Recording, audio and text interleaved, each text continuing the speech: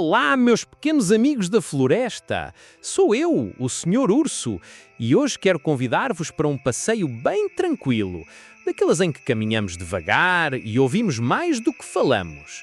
Se gostam destas histórias cheias de natureza e carinho, peçam a quem cuida de vocês para deixar um like, assim as árvores sabem que estamos a escutar. Era uma manhã fresca no bosque.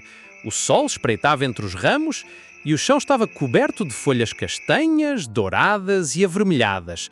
Eu caminhava lentamente, sentindo o chão macio debaixo das patas, quando ouvi algo curioso.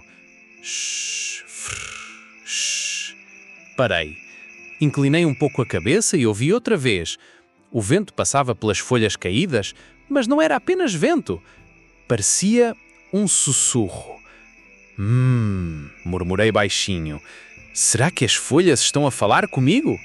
Sentei-me ao pé de um grande carvalho e fiquei em silêncio. As folhas dançavam no chão, rodopiando umas nas outras. Fechei os olhos.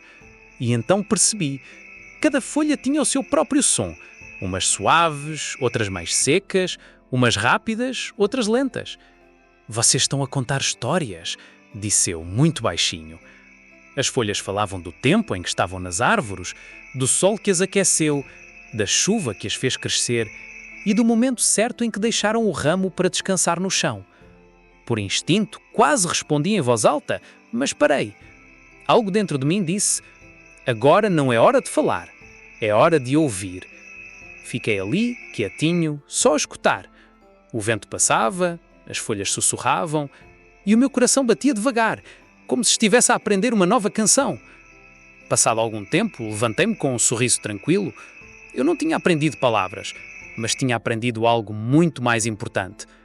Sabem, meus pequenos ouvintes, nem sempre precisamos responder. Nem sempre precisamos explicar, corrigir ou falar mais alto. Às vezes o mundo só pede uma coisa de nós: escuta. Quando ouvimos com paciência, quando ouvimos com o coração, aprendemos histórias que não cabem em palavras.